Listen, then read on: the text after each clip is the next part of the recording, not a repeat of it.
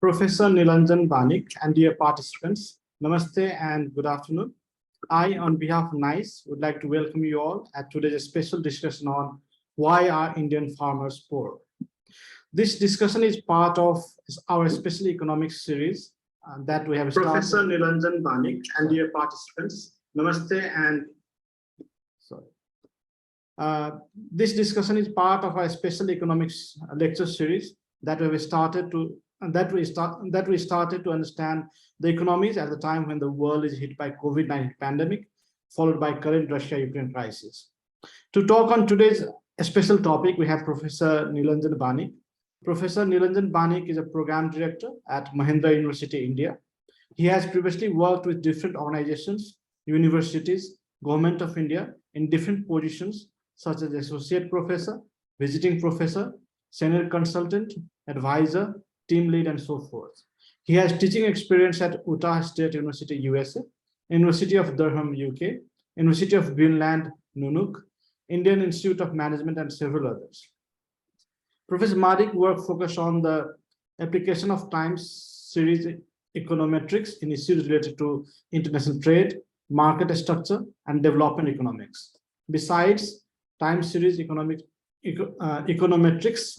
his other areas of work focuses on rules part of WTO, especially examining the non-tariff barrier aspect of GATT and WTO agreements.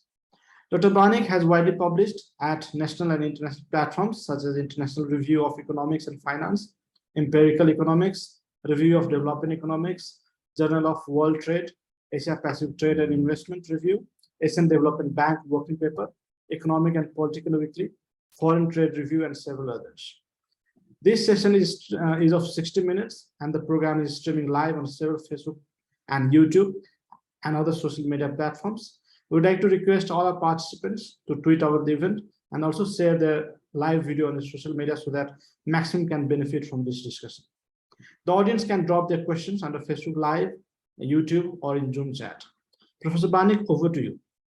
Okay, thank you very much, Dr. Jaswal. It's indeed a pleasure to be over here. So what I'm going to do is to share with you guys something that I did for the government of Rajasthan and Andhra Pradesh. These are the two states in India.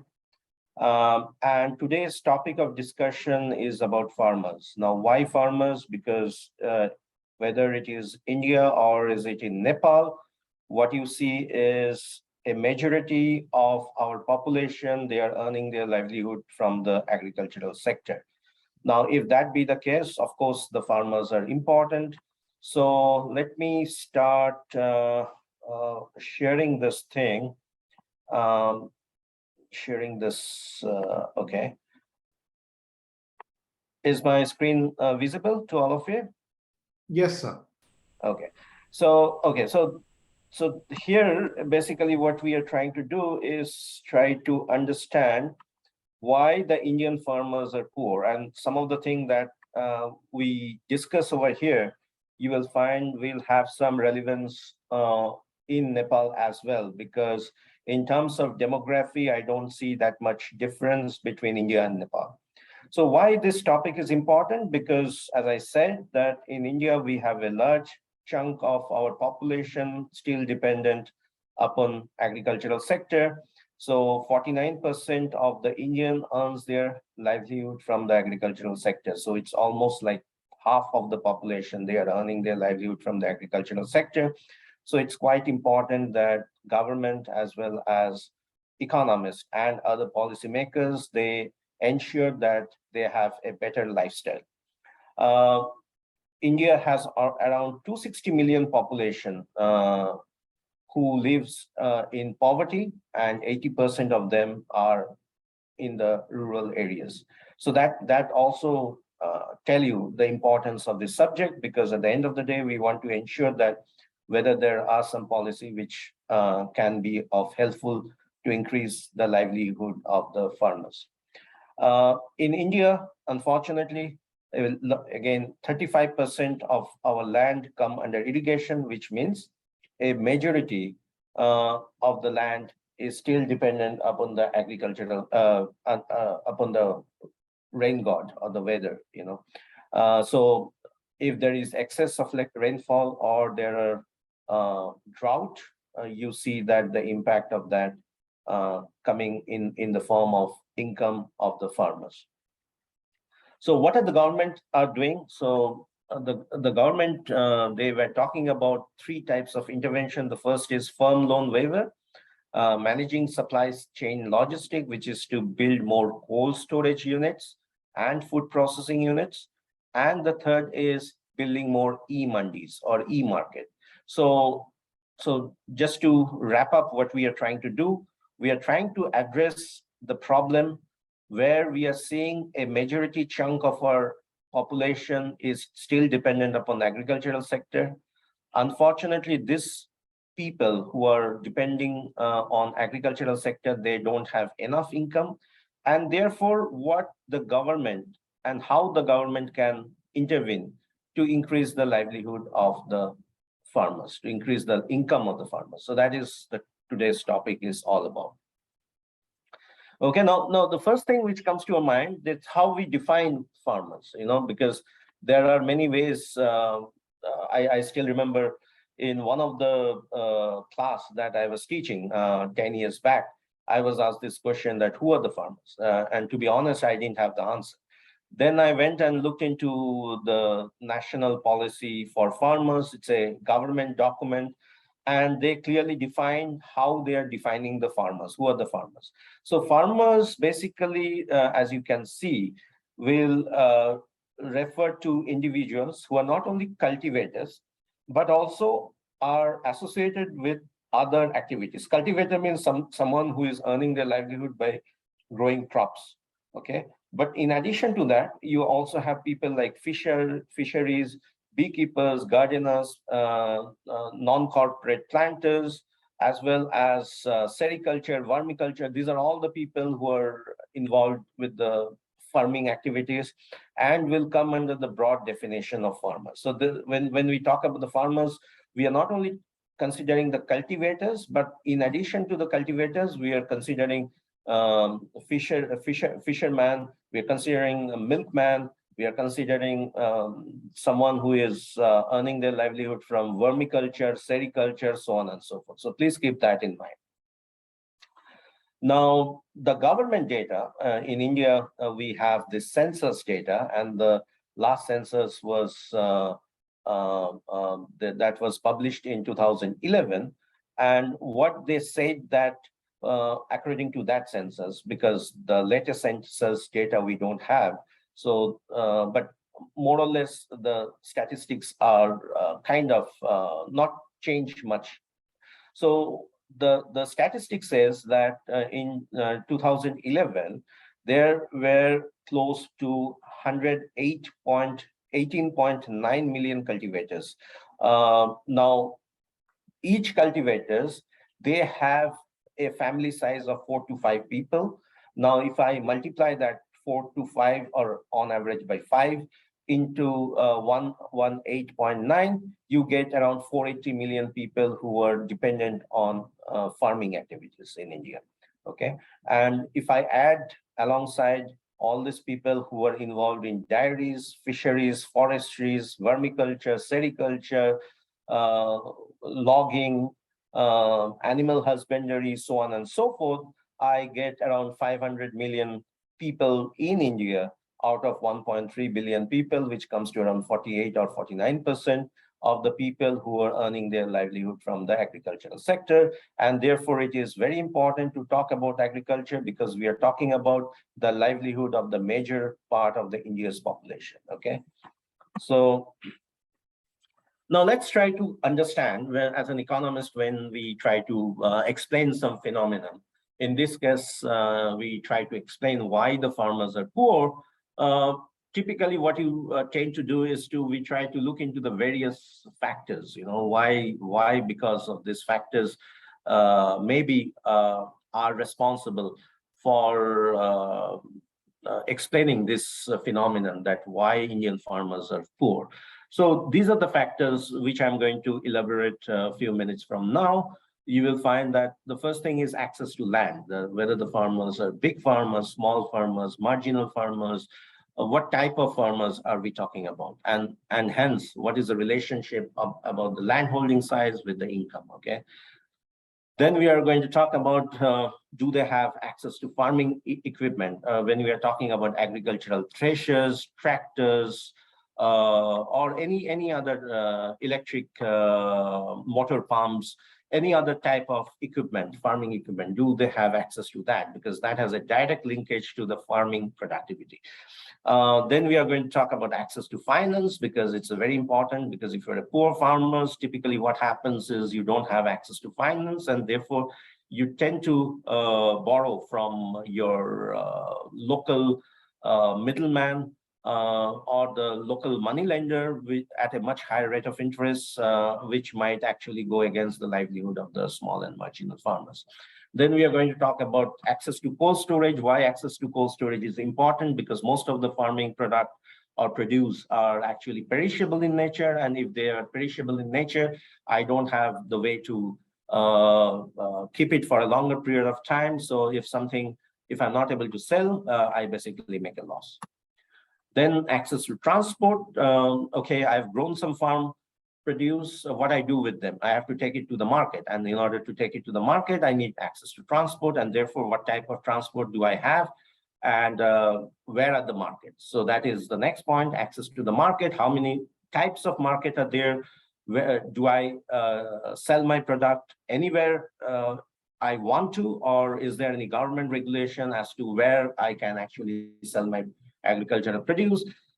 Then we are going to talk about e-Mandi, which is basically saying that you are sitting in front of computers and you're trying to connect yourself with other buyers and sellers spread across India. And using your computers, how do I transact in trading in agricultural produce? And the final information is access to information about the weather, about the financial product, so on and so forth. So all these factors, as you will see, has an important role in terms of what I would say, explaining that why Indian farmers are poor. Okay, so first let's start with access to land. Please keep in mind what we started off saying, that in India around close to 50%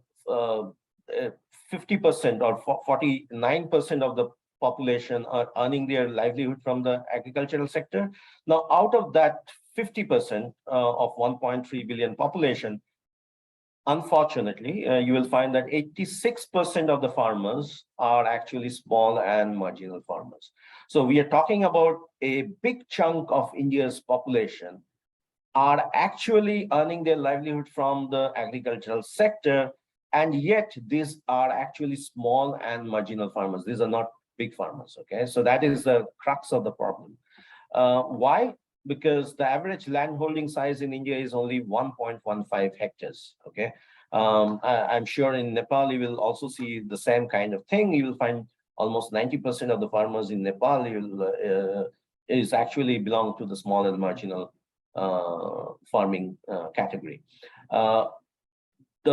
What is the problem with this 1.15 hectares? Even if you go and talk to the farmers or visit the field, you will find that this parcel of land is not contiguous. Not contiguous means it's not connected with one parcel with another. So you may have one parcel of land here, some other parcel somewhere else. So that lead to a problem in the sense that you cannot actually employ tractor, you cannot employ any other farming equipment, for instance, agricultural threshers. So because of which you have to depend upon cow and bullock or ox to farm your land. And because of this, the productivity in the Indian context is so low, because if I'm looking into the productivity of India's rice, wheat, or potato, you will see that our productivity is almost 50% of US, UK, or Egypt, which are one of the largest producer of wheat, potato, or rice. So that explains. Even I think Dr. Jaswal was mentioning about this Ukraine war.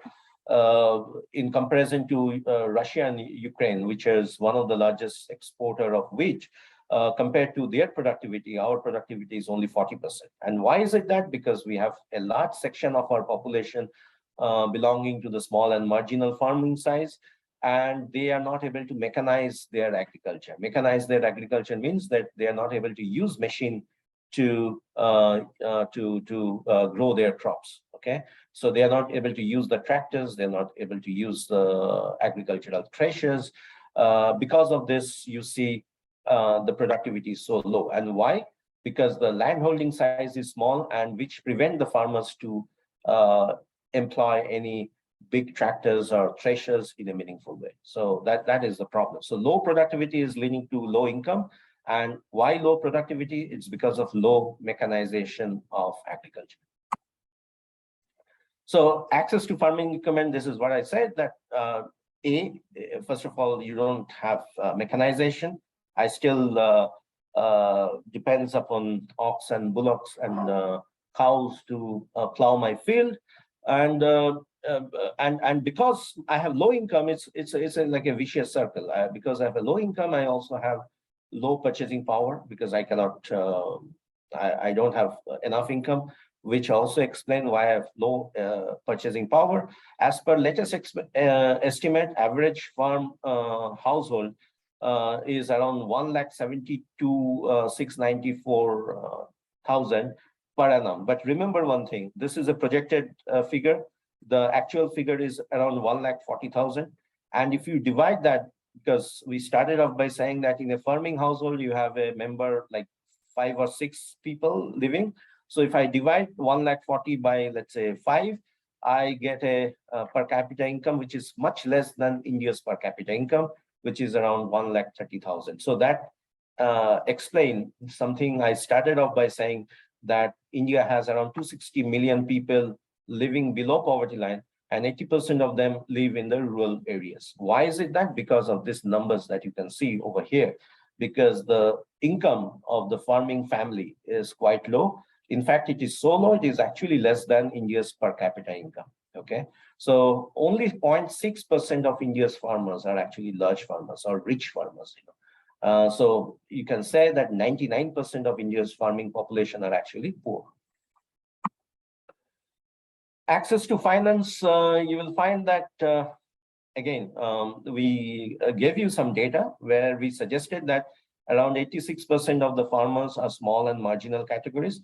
Now, within that 86%, only 15% of the farmers, they have access to formal loan. Okay, what does it mean? That I have to actually depend upon the local money lender who gives me loan at a much higher rate of interest. And studies have shown that the difference between the public sector bank loan rate and the rate at which the local money lender is giving loan is almost equivalent to 30 to 45%.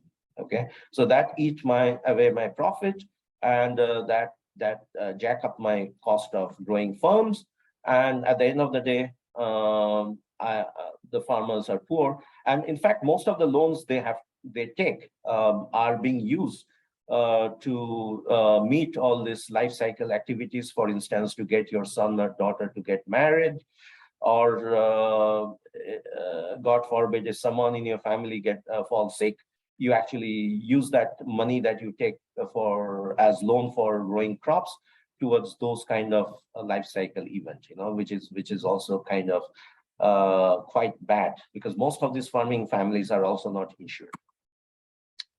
Access to cold storage, you will find that in India, not all the states, they have good amount of cold storage facilities available, which means that for majority of the Indian states, either you take your produce to the market or you give it to the middleman, because you don't have the ability to store. Even if you have the storage in your vicinity, it requires that you store at least 50,000 quintals of your rice or wheat to store these items. Okay, now because we are talking that almost 99% of the farmers are small farmers or medium farmers, you see that the amount of crop they are producing in their field, which is, again, just to repeat that number, 1.16 hectare, you will find that the total quantum of produce in 1.16 hectares of land is much less than 50,000 quintal.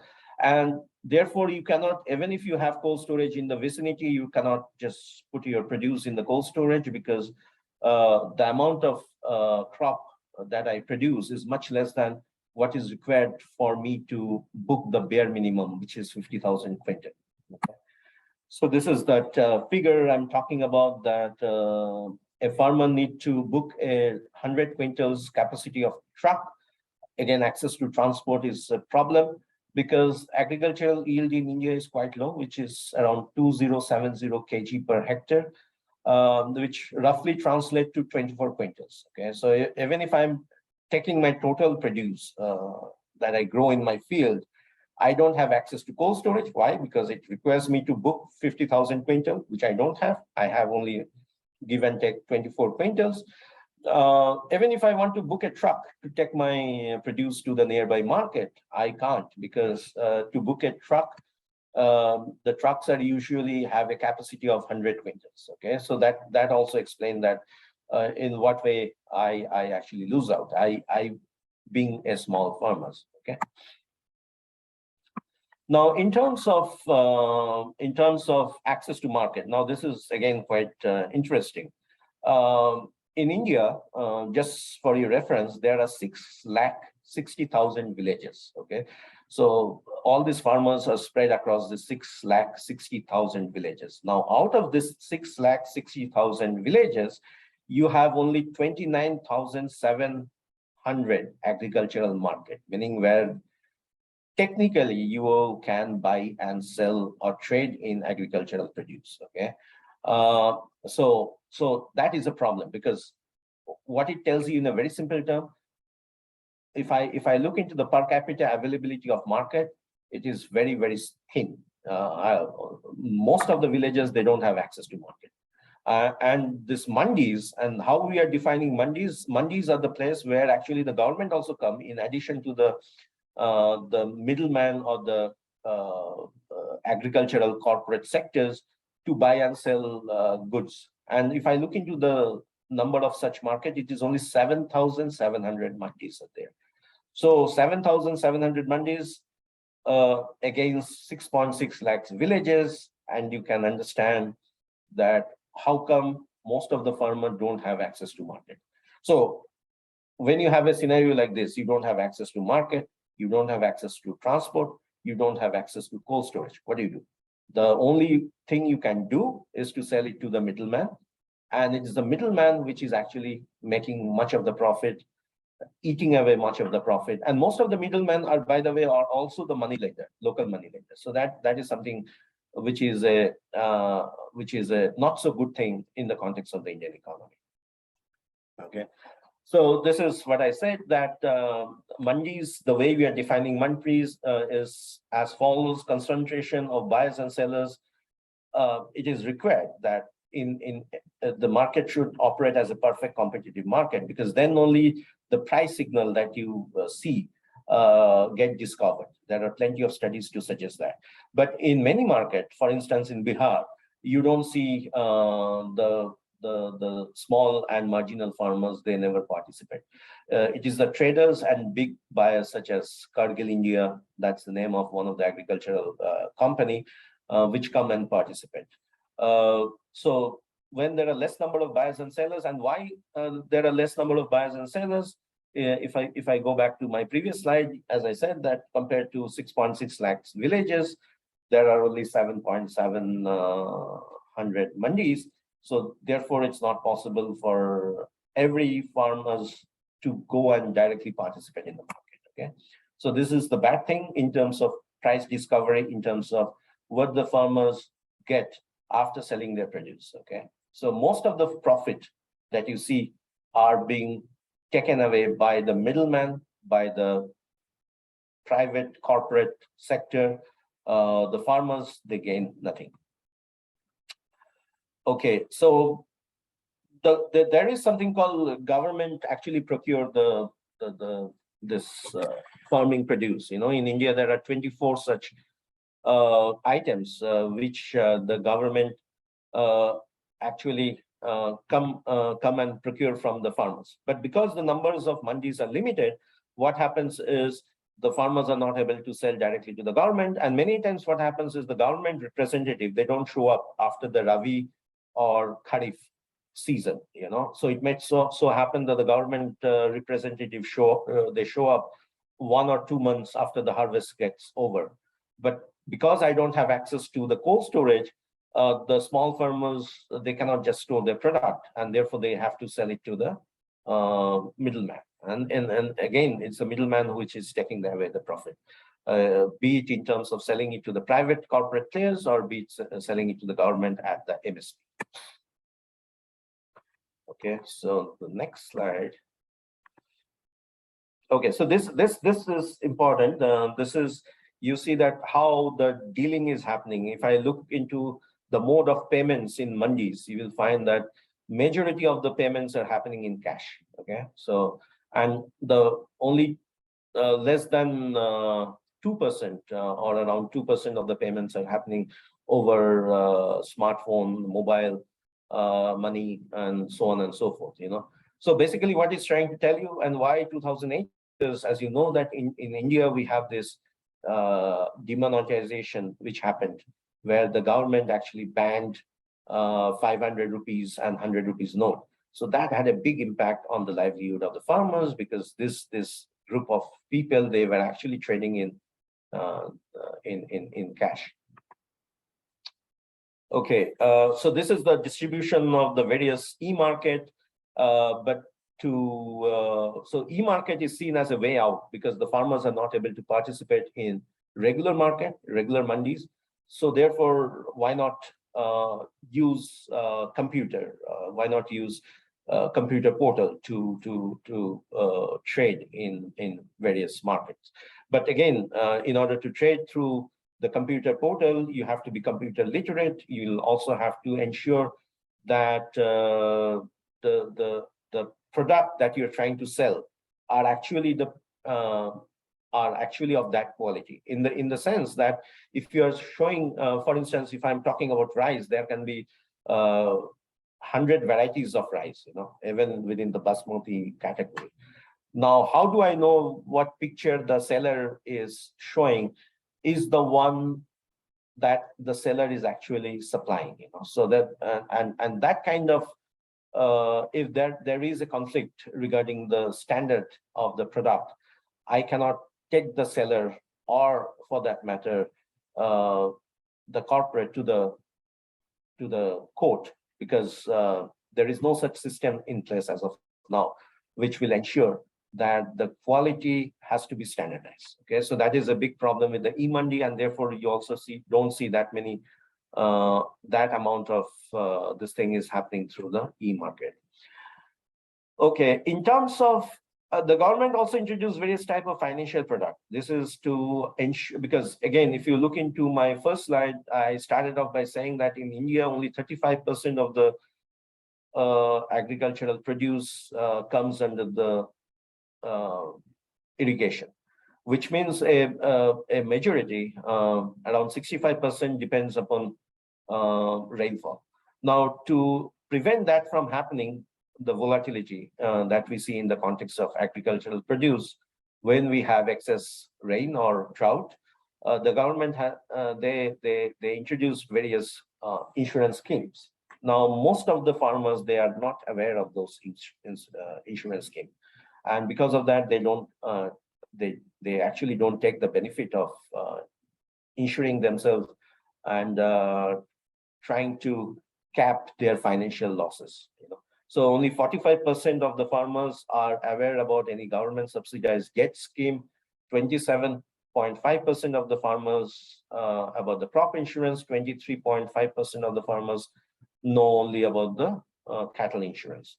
So these are, and only 1.67% of the farmers know that they actually own any cattle or crop insurance, which is basically saying 98% of the farmers, they don't own any insurance products. So if in the event of drought or in the event of excess rainfall, they actually lose out. Okay, so the government on their part, they actually started intervening in various ways. The first is the loan waiver. Then they were thinking of building more cold storage unit, e-mandis, building more food processing unit, and irrigation facilities. So we did some cost benefit analysis. trying to understand which one of the intervention makes sense. This I did for the government of Rajasthan and government of Andhra Pradesh.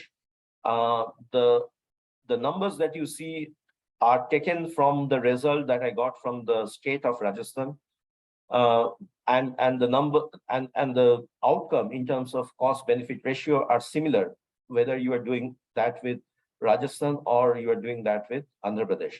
And I have actually carried forward this study for other states in India. Again, the numbers are pretty more or less similar. Okay.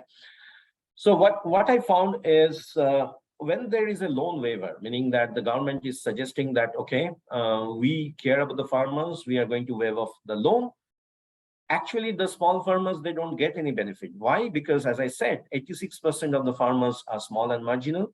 Out of that 86% of the farmers, only 15% of the farmers, they have access to the public sector loan. So whenever the farm loan waiver happens, it is the public sector bank which waive off the farm loan, and only a very small percentage of the small and marginal farmers, they get benefit out of that. I don't say benefit because what happens is that if you are giving loan waiver, let's say in period T, in the following year, which is period T plus 1, the public sector bank actually reduce the amount of loan availability to the market, which means there is a reduction of 8% reduction in formal loan lending post the bailout. Bailout means post the farm loan waiver bailout. And it's only the big farmers which get the benefit. And what you see over here, that the benefit to cost ratio is actually less than 1, which is telling you that this kind of intervention does not make sense and the government only lose money, because what is essentially doing, it is actually taking money from other welfare activities, for instance, health, education, and trying to waive off the farm loans. Okay. The second intervention is what I examined, is trying to understand whether it makes sense to build more cold storage. As you know that we don't have that much cold storage. And because of that, perishable food produced like fruits, vegetables, and milk. By the way, these are also high valued agricultural produce. People don't grow because they don't have access to the cold storage. And what you see over here is studies have shown that if the farmers were to go this high valued vegetable, fruits, and other agricultural produce, the propensity of them being poor will be around 3 to 7% less compared to if they are going the traditional variety of crop. And as per an estimate of Indian Council of Agricultural Research, 18% of country's food and vegetables get wasted every year because of lack of proper storage availability.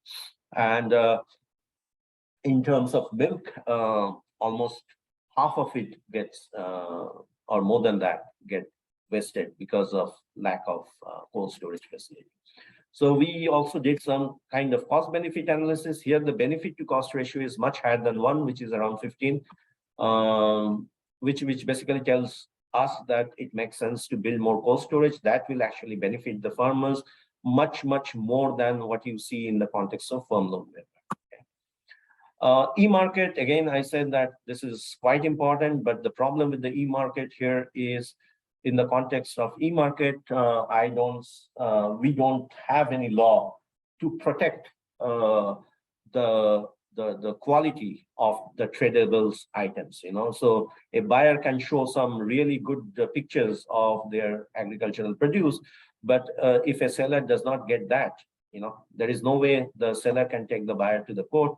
And for that, it is quite important that unified license being issued in terms of giving license to the people with a certain grade of agricultural produce. Okay, so but again, studies have shown that if we were to introduce e-market and more farmers are trading through e-market, there is considerable price discovery.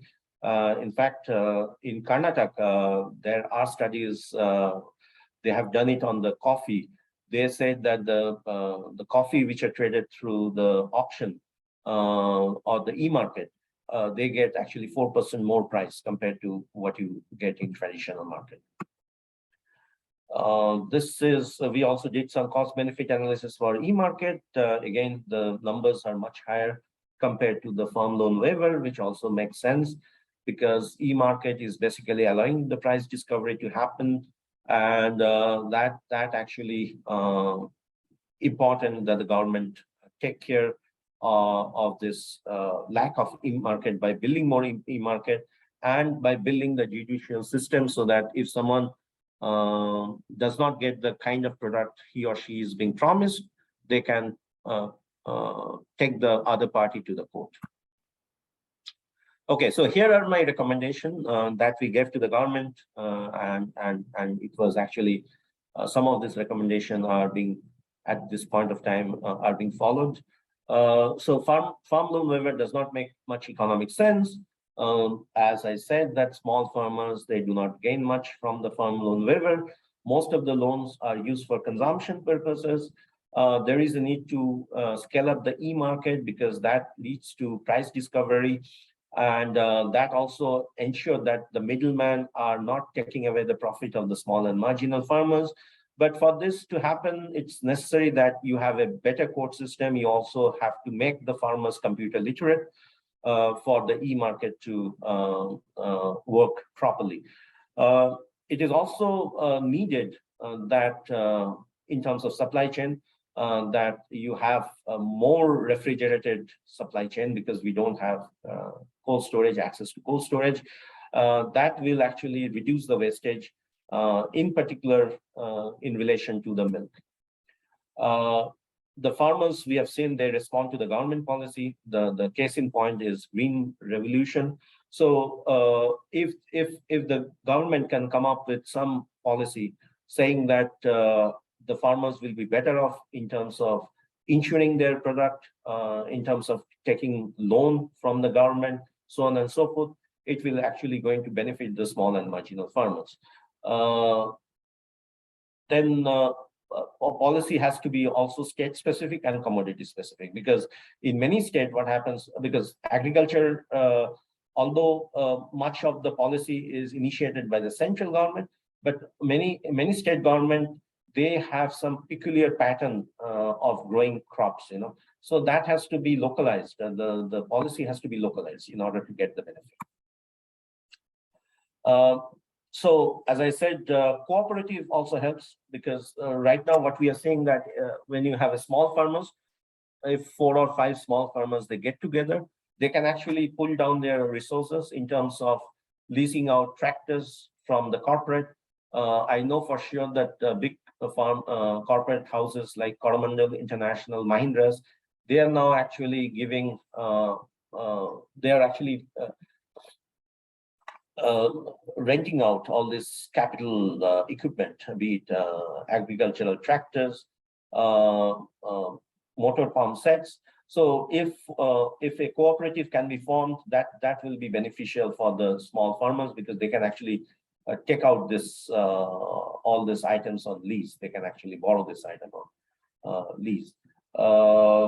And lastly, what we have shown that this farm loan waiver should be stopped, because it's actually taking away money from other important sectors: health, power, infrastructure, and education.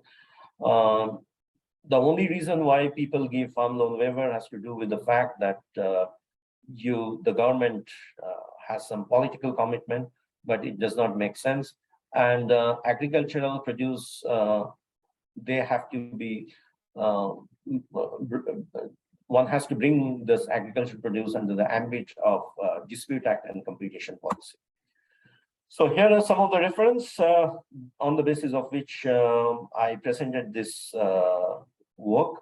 And I will stop here. I was telling Dr. Jaswal I have another meeting which is coming up. So yes, if you have any question, please feel free forward to ask this question. Thank you. Thank you, Professor Banik. It was very interesting and comprehensive presentation. We really learned a lot.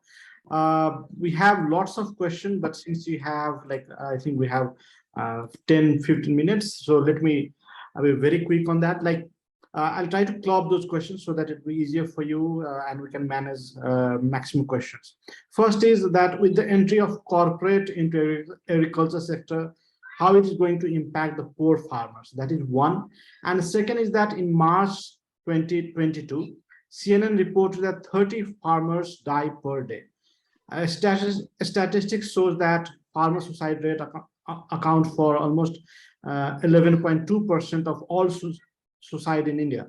How do you look at it, and which part of India has higher suicide rate, and what is the reason?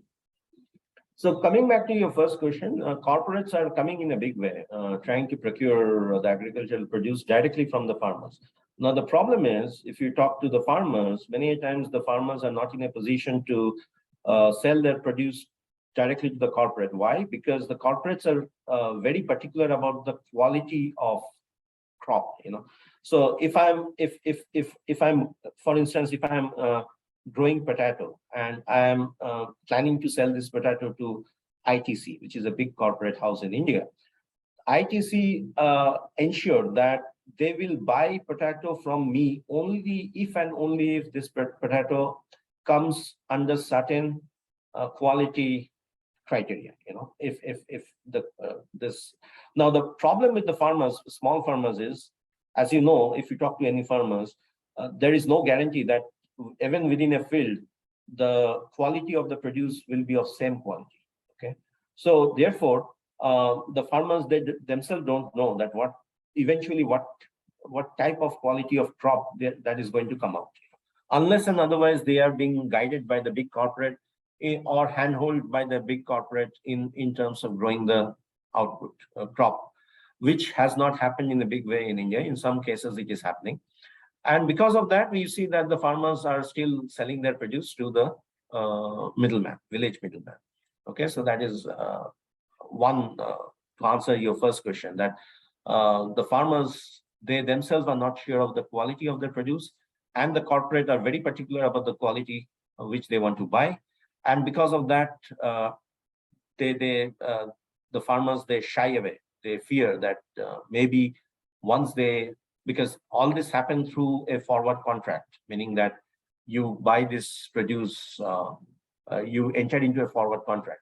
So the farmers fear that for some reason they are not able to produce the quality which the corporate want, they are going to lose out the money. Okay, so that is which states in India you see more number of farm suicides happening. You will find it typically happens in the cotton growing belts, which is in the state of Maharashtra, state of Madhya Pradesh, state of Bihar. So these are the places where you don't see that diversity of crop being grown. Most of these crops are cotton or other rain-fed crops. And for some reason, if there is a drought, there is a loss in output. And because of that, you see the farmers committing suicides. Thank you so much. Let me move to next question. Do you see any policy transformation before and after the Modi government? Has the life of farmer changed? During your presentation, you also mentioned that demonetization has huge impact on the farmers. How big and severe were the impacts? So in a way that Modi government has initiated various crop insurance policy. Okay, they also initiated what earlier was not done, which is opening bank account for the farmers. So universal bank account. So these are the two very important steps they have taken. Unfortunately, in spite of the bank accounts being open for the farmers, most of the farmers, they don't have bank account. Now you ask why they don't have a bank account, because in order to open bank account, there are various steps that one need to fulfill. For instance, have I filed my income tax return over the past few years, or do I have any collateral which I can give to the bank for opening the bank account? So because we are talking about the small and marginal farmers, they don't have, first of all, agriculture does not come under income tax. So they don't have income tax return. B, they don't have collateral, and C, they are also illiterate. They don't know much about the crop insurance and other benefit. So in spite of the benefit being initiated by the government, most of them are failing to take advantage of those benefits, okay?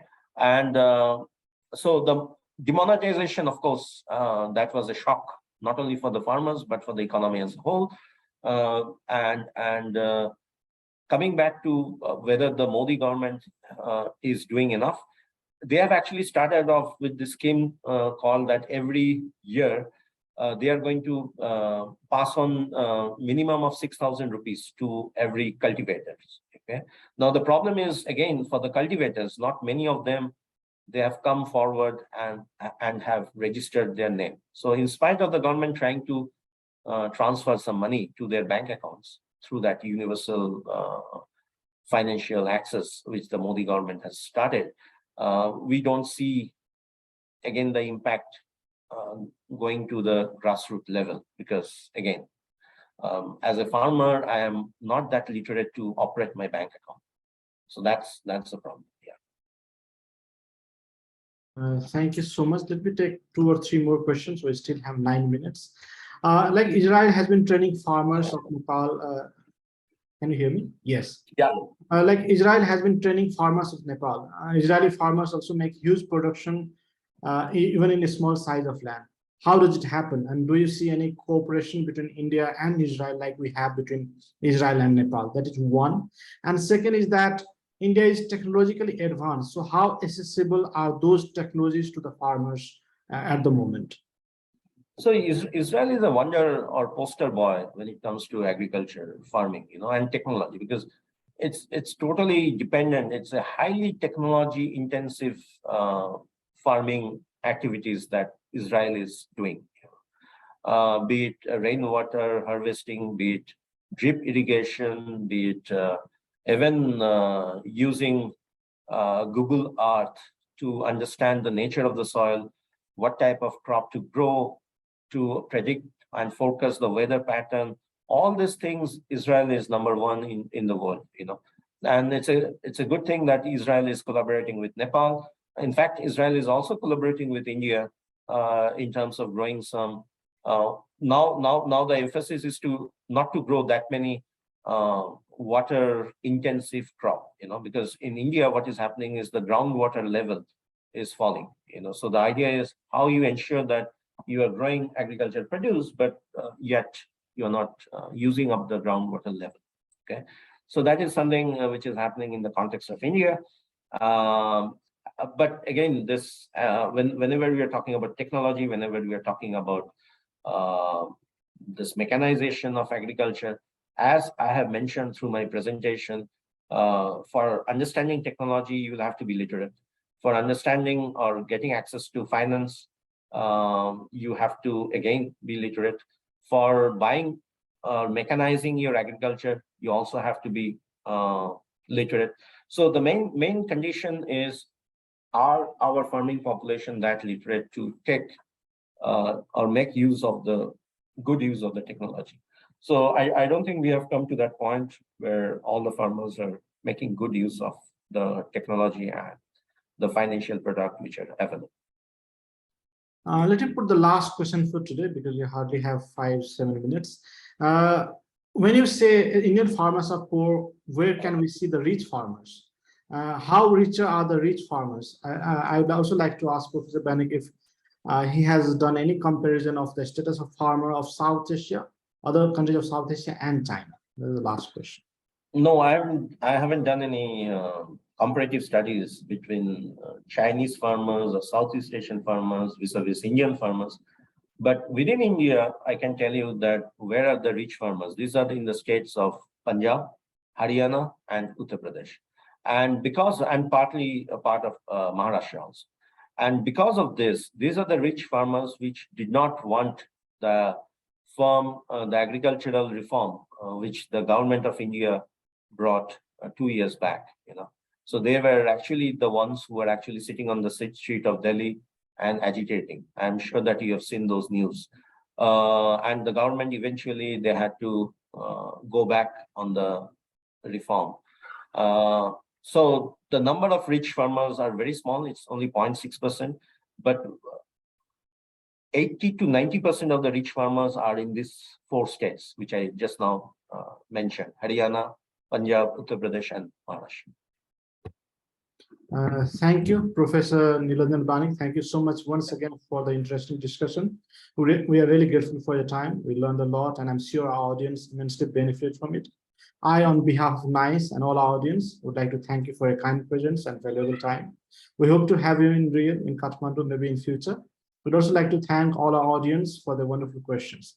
Thank you so much and have a nice day. You too. Bye-bye.